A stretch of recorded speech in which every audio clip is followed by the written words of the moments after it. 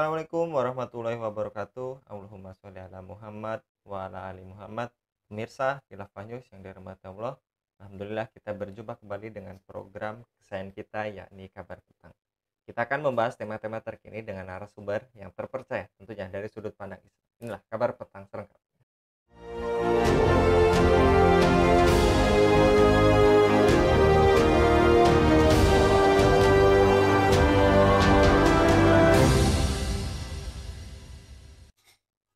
Jagat dunia maya digegerkan dengan video yang memperlihatkan seorang lurah di NTB ngamuk membubarkan pesta ulang tahun waria. Data yang dihimpun menyebut peristiwa itu terjadi di wilayah Kelurahan Manggemaci, Kecamatan Empuda, Kota Bima, Nusa Tenggara Barat belum lama ini. Video lurah ngamuk dan membubarkan pesta ulang tahun waria itu viral di media sosial. Salah satunya diunggah akun X @ninxc07. Mengapa jumlah waria sangat besar? Apakah waria bisa disembuhkan? Bagaimana cara mencegah agar masyarakat tak terjumus dalam perilaku kebanci-bancian termasuk juga LGBT? Untuk membahasnya kami terhubung dengan pengamat sosial Bung Iwan Januar. Kita sapa terlebih dahulu. Assalamualaikum warahmatullahi wabarakatuh, Bung Iwan. Waalaikumsalam warahmatullahi wabarakatuh, Bung Anggi. Kabar baik, Bung Iwan? Alhamdulillah, mudah-mudahan semua Alhamdulillah. dalam keadaan sehat walafiat ya. Amin. Dan kali ini sebetulnya peristiwa yang berulang dan dibahas kembali gitu ya, Bung Iwan. Perilaku LGBT ataupun perilaku menyimpang kali ini dan menimpa seorang waria di Kecamatan Kuda, Kota Bima, NTB yang dibubarkan oleh lurah karena dinilai meresahkan warga. Apakah pendapat Anda setuju dengan tindakan si lurah tersebut, Bung Iwan? Baik, Bismillahirrahmanirrahim. Bung Anggi juga pemirsa kabar petang dimanapun berada. Kita memang sangat prihatin ya dengan masih marak dan malah mungkin bertambah marak ya perilaku menyimpang secara seksual yaitu LGBT, lesbian, gay, biseksual dan transgender.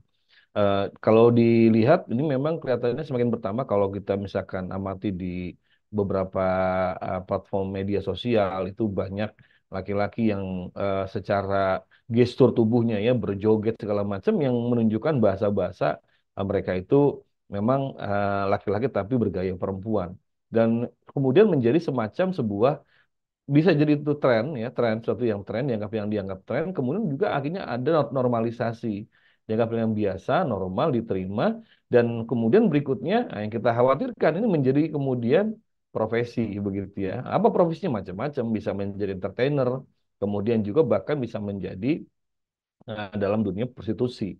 Kita sudah tidak asing ya mengenal adanya prostitusi di kalangan waria, maksudnya orang yang kemudian menggunakan PSK dari kalangan waria seperti itu. Maka apa yang dilakukan oleh aparat siapapun itu kan kita tentu sangat setuju karena ini bisa menjadi semacam ya penyakit sosial di tengah-tengah masyarakat yang bukan tidak mungkin nanti dari penyakit sosial dan ini sudah banyak yang menunjukkan berjangkit penyakit kelamin atau penyakit menular seksual lainnya. Maka kita berikan apresiasi kepada warga masyarakat tentu dengan cara-cara yang tidak melakukan tindakan sampai pemukulan atau penganiayaan fisik. Kita lakukan dengan cara-cara yang persuasif dan juga tentu menggunakan kekuatan hukum. Kalau beliau seorang lurah ya gunakan kekuatan hukumnya dengan alasannya mengganggu ketertiban sosial dan mengancam keamanan masyarakat. Begitu Bung Anggi. Dan juga tadi Anda katakan karena alasannya bisa jadi mengganggu ketertiban masyarakat dan ini juga dilakukan oleh Iya, pihak yang di sana gitu, baik iya. Babin Kamtipmas maupun kelurahan. Dan bagaimana catatan Anda, apakah memang ini akan melanggar HAM? Juga lagi-lagi pernah di akhir-akhir pekan ini salah satu juga selebriti ditegur oleh KPI karena Betul. tindakan yang menyerupai wanita. Iya.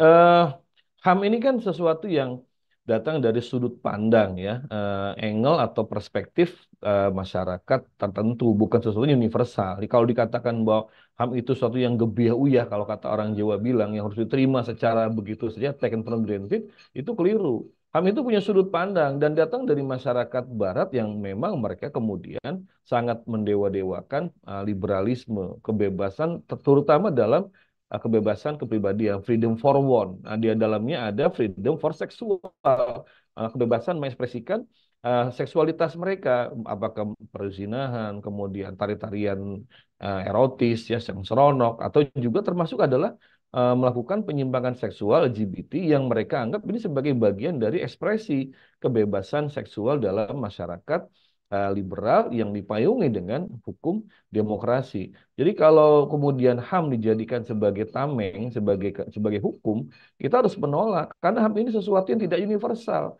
Bahkan sesuatu yang datang dari sudut pandang yang seringkali itu bertabrakan dengan nilai-nilai agama. Sementara kita, Indonesia ini Muslim itu mayoritas. Seharusnya kemudian agama dijadikan sebagai acuan untuk menilai baik dan buruk, bukan dengan sudut pandang HAM yang datang dari masyarakat di luar Islam, Bung Anggi.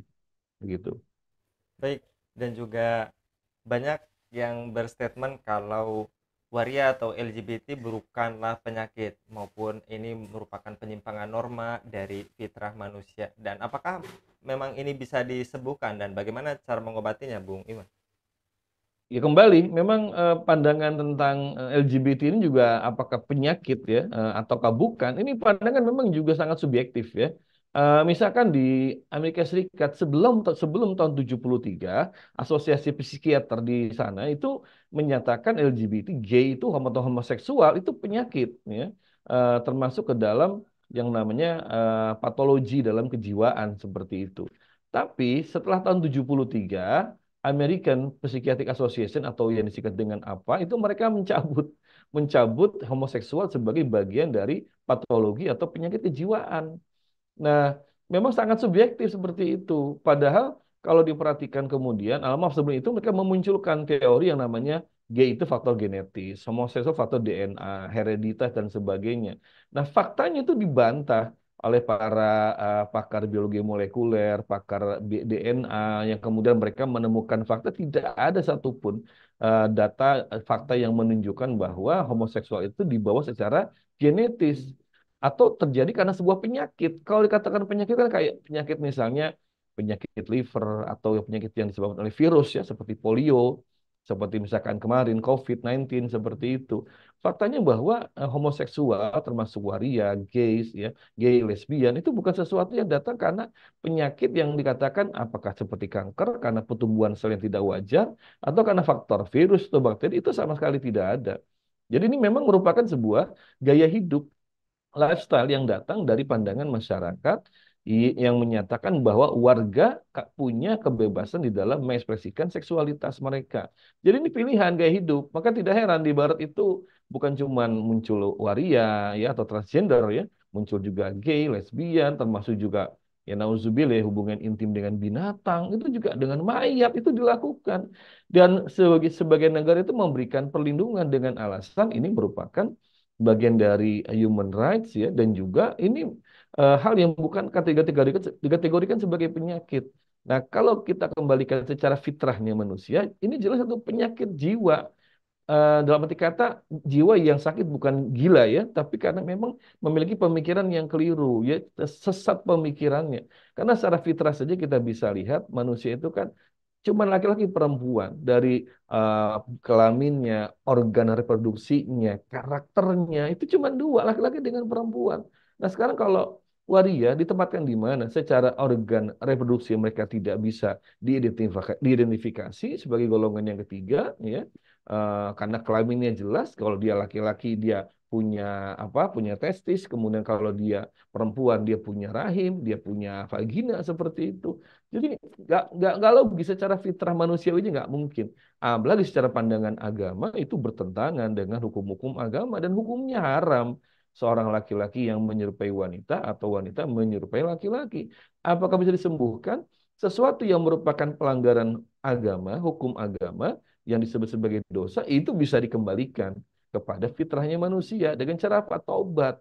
Maka orang-orang seperti ini harus dibina, diberikan konseling, kejiwaan, diberikan juga kemudian kekuatan ibadahnya, ruhiyahnya, sambil juga kemudian diingatkan bahwa nanti ada ancaman, baik di dunia maupun di akhirat. Di akhirat Allah akan mengazab orang-orang yang mereka melanggar fitrahnya, dan yang di dunia ada sanksi secara hukum. pidana dalam Islam, dalam Nizamul Uqubat itu ada sanksi bagi orang-orang yang melakukan transgender atau menjadi waria. Begitu, Bung Anggi. Baik, dan terakhir Bung Iwan, bagaimana solusi Islam menyikapi fenomena maraknya perilaku waria, LGBT, dan termasuk acara-acara LGBT? Apakah cukup dengan nonton film? Kan yang baru-baru ini juga cukup viral gitu ya, Bung Iwan. Apakah Ya. demikian cukup dengan membuat film-film yang azab neraka atau bagaimana, Bung Iwan?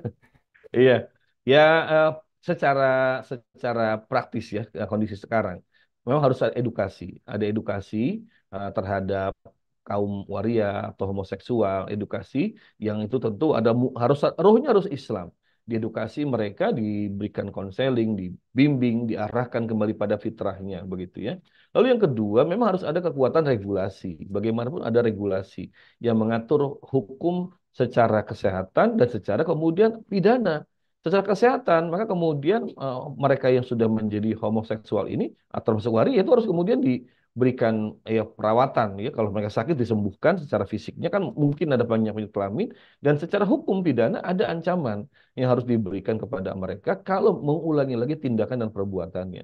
Tapi dalam kehidupan masyarakat sekarang Indonesia yang sekuler dan liberal ya walaupun mengatakan kita ini negara yang Pancasila, tapi faktanya ini sekuler dan liberal karena bukti tetap dibiarkan.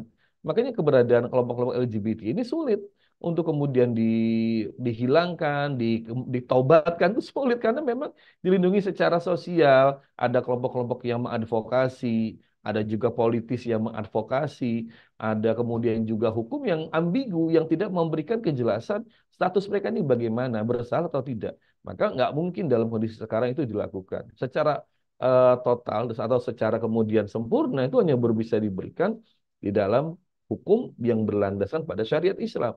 Di luar itu sangat sulit sekali. Kalaupun bisa dilakukan, sifatnya memang terbatas secara personal atau komunal. Tapi kalau secara menyeluruh, wah itu memang membutuhkan perubahan hukum. Dan hanya Islam yang bisa memberikan solusi begitu, Bung Anggi. Baik, jazakallah Bung Iwan. Jadi Oh ya, film itu bukanlah solusi gitu ya, Bung Iwan. ya Bisa di itu salah satu personal aja lah sifatnya lah. Baik, jazakallah Bung Iwan untuk kesempatannya pada Baik, kabar petang kali ini. Mudah-mudahan Bung Iwan senantiasa dilindungi oleh Allah Subhanahu wa taala amin. dalam setiap aktivitasnya. Demikian pemirsa Khilafah News yang dirahmati Allah. Jangan lupa untuk subscribe, like, dan share sebanyak-banyaknya. Semoga menjadi amal kebaikan bagi kita semua di dunia dan di akhirat nanti. Saya Anggi Suara diundur diri. Wassalamualaikum warahmatullahi wabarakatuh.